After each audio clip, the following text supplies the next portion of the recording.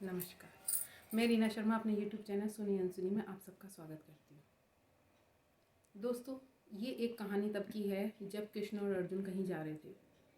तो उसमें एक अर्जुन को बहुत बड़ी सीख मिली थी। अर्जुन ने उससे जाना था, जो उसके साथ वाक़या हुआ था, कि अगर कोई इंसान दुखी हो है खुद भी, लेकिन उसके बावजूद भी अगर वो दूसरे के दुख में काम आ रहा है, तो उससे बढ़िया इंसान कोई नहीं है और भगवान भी उसी की हेल्प करते हैं। ऐसा हुआ कि एक बार कृष्ण और अर्जुन जी कहीं घूमने जा रहे थे, तो रास्ते में एक बहुत दरिद्र ब्राह्मण मिला जो भिक्षावृत्ति करके अपना पेट भरता था।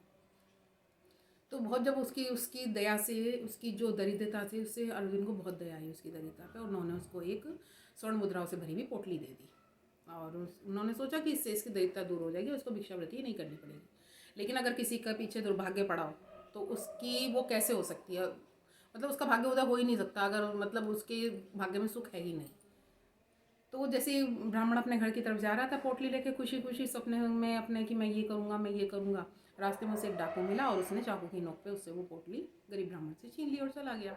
वो अपने भाग्य को कोसता हुआ ब्राह्मण अपने घर गया, रोया और अगले दिन फिर भिक्षावृत्ति के लिए निकल गया। कुछ दिनों बाद अर्जुन की निगाह फिर उस पर पड़ी। उन्होंने कहा मैं तो तुम्हें स्वर्ण मुद्राएं दी थी, उसका क्या हुआ, तुम फिर भिक्षा क्यों मांग रहे हो।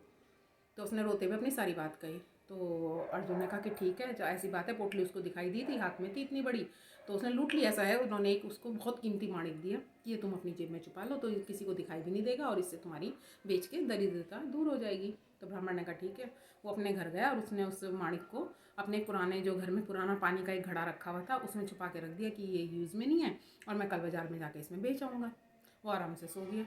तो सुबह जो उस गरीब ब्राह्मण की बीवी थी, ब्राह्मणनी, वो उठी और पानी का वो लेके चली घड़ा और वहाँ जा रही थी नदी की तरफ पानी लेने के लिए। लेकिन जो उसको नया घड़ा था जिससे पानी लेके आती थी वो बीच रास्ते में टूट गया। तो वापस आई, उसने वही पुराना घड़ा ले लिया जिसमें उसने माणिक छिपाया था। उसको तो लग रहा था कि ये यूज़ में नहीं है, लेकिन उस दिन उसका घड़ा टूट गया ब्राह्मणी का। तो वो आई और उसने वही मणि ने घड़ा लिया और नदी की तरफ गई। जब नदी के पास गई, नदी में उसने जैसे घड़ा डुबाया, वो माणिक तो फिसल के पानी में चला गया और वो वापस आई। पानी भर के उसने रखा। जब सुबह को ब्राह्मण उठा और उसने जैसे उसने देखा, उसने तो पानी बराबर। उसने कहा इसमें कोई चीज़ थी, उसने कहा मुझे तो पता नहीं, मेरा तो घड़ा टूट गया और मैं तो इसे लेके गई तो हो गया। उन्होंने कहा अरे, वो फिर अपने भाग्य को कोसने लगा कि मतलब। तो अब जब वो फिर अपना भिक्षावृत्ति में लग गया, कुछ दिन बाद फिर अर्जुन जी को वो दिखाई दिया। तो अर्जुन ने पूछा कि भाई मैंने तुम्हें वो दिया, ऐसा क्या हुआ, तुम्हारा भाग्योदय नहीं हो रहा। उसने कहा पता नहीं। उसने सारा वृत्तांत बता दिया। तो अर्जुन बड़े दुखी हुए कि ऐसा क्या हो गया है कि इसके भाग्य में सुख क्यों नहीं है। तो कृष्ण मन मन मुस्कुराए और उन्होंने उसको 2 मुद्राएं दी। ब्राह्मण को गुस्सा तो बहुत आया कि कहाँ माणे, कहाँ इतनी स्वर्ण पोटली और कहाँ 2 मुद्राएं, इससे तो एक वक्त का खाना भी नहीं आएगा चांदी की। तो वो वापस जा रहा था यही सोच में कि इन 2 मुद्राओं से मेरा क्या होगा। तो उसने देखा कि एक मछुआरा है, वो अपने जाल में बड़ी सी मछली को बांध के लेके जा रहा है और बहुत तड़प रही है अपने दोबारा उसमें पानी में जाने के लिए, क्योंकि उसके बच्चे होंगे जो भी होगा। तो उसको बड़े दया आ गई ब्राह्मण को और उसने उसको 2 मुद्राएं देके कि चलो मेरा भला तो इससे कुछ नहीं होगा, कम से कम इस मछली की जान बच जाएगी।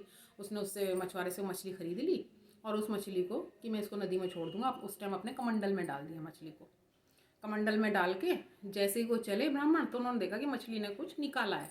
उन्होंने देखा कि जो माणिक उनकी बीवी ने नदी में बहा दिया था, वो माणिक उस मछली ने उगला है, उसकी एकदम ही निकाल दिया। तो उन्हें बड़ी खुशी हुई। ब्राह्मण को एकदम बहुत चिल्ला पड़े, मिल गया मिल गया मिल गया मिल गया मिल गया। अब जब वो इतनी तेज खुशी से बोले मिल गया, उसको तो माणिक मिला था इसलिए वो खुश थे ब्राह्मण देवता। तो वहाँ से लेकिन वही डाकू निकल रहा था जिसने उनसे पोटली देख ली थी।